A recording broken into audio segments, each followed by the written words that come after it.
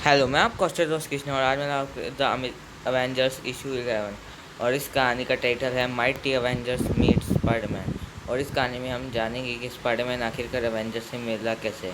और फिर हमें दिखाया जा रहा है कि हैंक पिम अपनी लैब में कुछ एक्सपेरिमेंट कर रहा था, लेकिन कुछ गड़बड़ हो जाती है और फिर उन्हें थोर की मीटिंग में बुलाया जाता है। हमें पता चलता है कुछ दिनों के लिए थोर छुट्टी पे हैं और फिर वो मीटिंग करना शुरू कर देते हैं, लेकिन वो इस बात से अनजान थे कि कैंग द कॉन्करर उनकी बातों को सुन रहा है। और फिर कैंग द कॉन्करर याद करता है कि उन्होंने कैसे उनके आदमी को हराया और फिर वो कुछ विलन से कांटेक्ट करता है,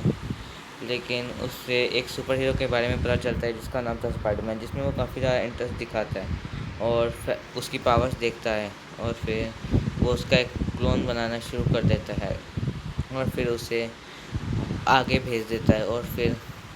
हमें दिखाया जा रहा है कि ओरिजिनल स्पाइडरमैन देखता है कि कैप्टन अमेरिका कुछ लोगों से लड़ रहे हैं और वो आदमी उस पर भारी होने लग गए हैं। तो स्पाइडरमैन देखता है और फिर उनको पकड़ लेता है और फिर कैप्टन अमेरिका से उनकी टीम में ज्वाइन होने की बात करने लगता है, लेकिन उसकी बातों से थॉर को गुस्सा आ जाता है और फिर वो अपने हैमर से स्पाइडरमैन पर अटैक करता है, लेकिन स्पाइडरमैन उसे डॉज करता है और फिर स्पाइडरमैन से उनकी जमती नहीं है और फिर स्पाइडरमैन वहाँ से चला जाता है। फिर हमें दिखाया जा रहा है कि एवेंजर्स किसी मिशन पे जा रहे हैं और फिर वो पहुँचते हैं और वो एक मंदिर में जाते हैं और फिर हमें पता चलता है कि वहाँ पे स्पाइडरमैन आ चुका है जो कि उन पर अटैक कर देता है। तो स्पाइडरमैन से वास्प छोटी होकर लड़ती है और उस पर अटैक करती है और फिर हैंक पिम भी गुस्सा होता है और बड़ा होने लगता है और स्पाइडरमैन उसका मुंह बंद कर देता है और उस पर एक पंच मारने वाला होता है कि एंटमैन छोटा हो जाता है और फिर से बड़ा होकर स्पाइडरमैन को पिचका देता है और फिर से छोटा होता है, फिर से बड़ा होकर पंच मारता है। और फिर हैंक पिम स्पाइडरमैन को पकड़ने ही वाला होता है कि स्पाइडरमैन उसके हाथ बांध देता है और फिर वास्प आती है जिसे वो 1 सेकंड में मसल देता है और फिर वहाँ पे थोर आता है और फिर वो उसे एक मुक्के में ढेर कर देता है, जिसके कारण उसके हाथ से हथौड़ा छूट जाता है और फिर वो एक आम आदमी बन जाता है। थोर के ज़्यादा देर तक थोर अगर अपने हथौड़े से ज़्यादा देर तक दूर रहा तो वो एक आम आदमी बन जाएगा। फिर स्पाइडरमैन एक पत्थर को अपने जाल से बांधता है और वो हथौड़े पे लगता है और फिर थोर को वो जल्दी से स्पाइडरमैन का क्लोन अपने जालों में बांधने लगता है और फिर वहाँ से निकलने लगता है। फिर उसका सामना कैप्टन अमेरिका से होता है और उसके ऊपर कुछ पत्थर गिरने लगते हैं, लेकिन कैप्टन अमेरिका उन्हें डॉज कर देता है और फिर हमें पता चलता है कि उन्हें गिराने वाला असल में स्पाइडरमैन का क्लोन है जिसे कैंग द कॉन्करर ने बनाया।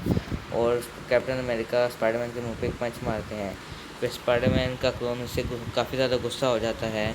और फिर कैप्टन अमेरिका के मुंह पे जाल बांधने लगता है और उसे नीचे गिरा देता है। ये देख के कैंग द कॉन्करर काफ़ी ज़्यादा खुश होता है और फिर हमें दिखाया जा रहा है कि वहाँ की कुछ मशीनों के साथ वो स्पाइडरमैन का क्लोन छेड़छाड़ी कर रहा है। तभी वहाँ पे आ जाता है हमारा ओरिजिनल स्पाइडरमैन और ये देख के